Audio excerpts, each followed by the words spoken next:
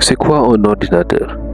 Un ordinateur, c'est une machine d'abord, une machine automatique conçue pour traiter des informations de manière rapide et précise. Conçue pour traiter des informations de manière rapide et précise. Voilà, à quoi sert donc un ordinateur? Premièrement, on a le domaine de traitement de données. Votre ordinateur vous permet de rédiger des documents comme dans Microsoft Word, effectuer des calculs ou analyser des données complexes.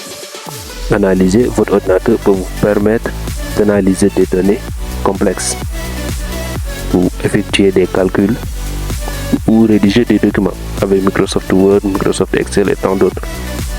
Dans le domaine de la communication, votre ordinateur peut vous permettre d'envoyer des mails, participer à des visioconférences ou échanger via des réseaux sociaux. Maintenant, avec les smartphones qui sont plus pratiques, on utilise les smartphones pour envoyer des mails et tout cela. Mais avant, on utilisait des ordinateurs. Il y avait des ordinateurs à la place. À quoi sert un ordinateur?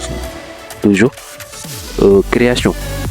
On peut créer tant d'autres choses avec un ordinateur, surtout avec l'intelligence artificielle. On peut réaliser des dessins, des vidéos, réaliser des vidéos, ce que je suis en train de faire. On peut réaliser des vidéos avec votre ordinateur, de la musique. Les maisons de production, ils utilisent des ordinateurs pour produire leur musique, programmer des logiciels. Voilà. Divertissement, toujours.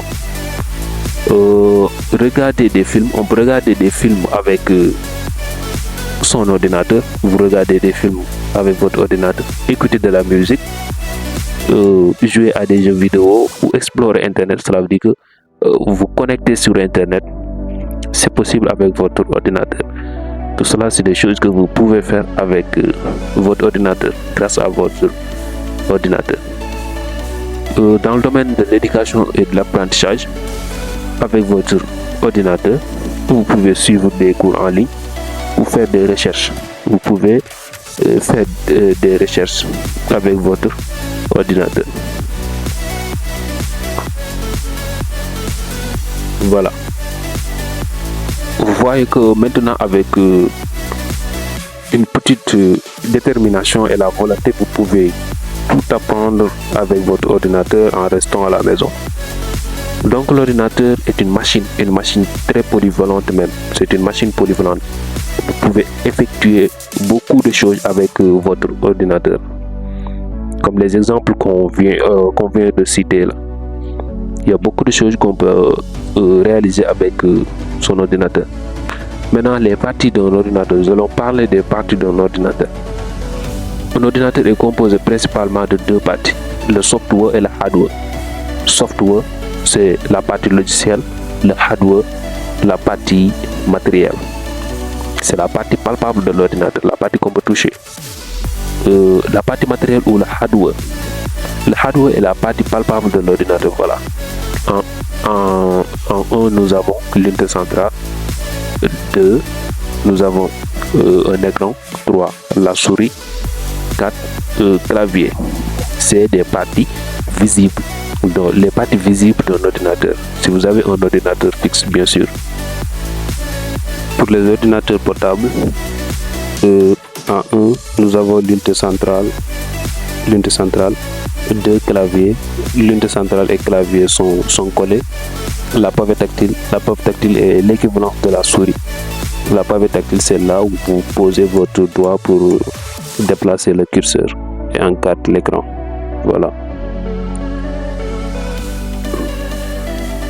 La partie logicielle ou le software. Le software, c'est les logiciels installés dans l'ordinateur. Comme par exemple Microsoft Word, PowerPoint, Photoshop, etc., etc. Et les informations stockées sous forme binaire. Comme par exemple, si vous installez, pas installez, mais si vous envoyez une image dans votre ordinateur, l'ordinateur, lui, il installe, il stocke l'image sous forme binaire.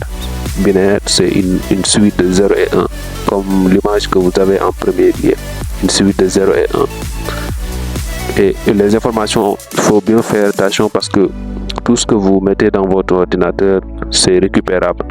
Même une fois que vous réinitialisez l'ordinateur, vous supprimez définitivement le fichier, tout cela.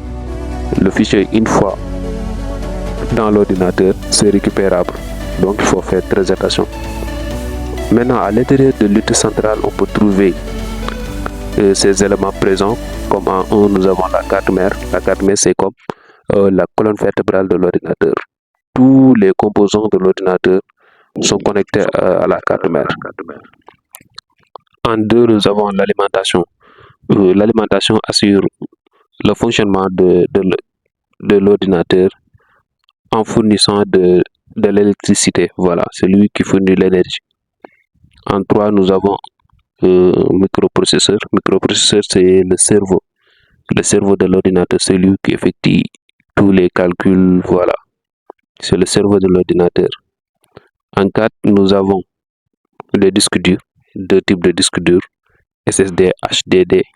Voilà, les disques durs, ça permet de stocker des fichiers. Voilà. En 5, nous avons la RAM, la mémoire RAM. C'est là où on stocke, c'est là où l'ordinateur stocke les processus, cela veut dire que les traitements en cours sont stockés dans la mémoire RAM. Ce qui les différencie bien sûr avec le disque dur, parce que le disque dur permet de stocker des informations de manière permanente. Maintenant, nous allons parler des périphériques. On a deux types de périphériques. Les périphériques d'entrée, input devices, comme la souris, le microphone, le manette de jeu, le clavier, voilà. Et les périphériques de sortie, output devices, comme l'écran, une imprimante, un vidéoprojecteur et des écouteurs. Voilà, les écouteurs. Ce qui les différencie, c'est leur utilité ou bien leur rôle. Parce que les input devices, les périphériques d'entrée, permettent d'entrer une information de l'extérieur vers l'ordinateur. Comme par exemple, vous utilisez la souris pour déplacer le curseur qui est dans l'ordinateur. Vous utilisez le clavier pour taper et écrire un texte, un message, voilà. Et les output devices permettent de sortir une information de l'ordinateur vers l'extérieur. Comme par exemple, si vous écoutez de la musique vient de l'ordinateur et vous l'entendez bien sûr sur vos écouteurs. Voilà. Et l'écran, comme par exemple l'écran permet d'afficher une image ou quelque chose qui est dans l'ordinateur. Donc il vous donne accès à quelque chose qui est dans l'ordinateur.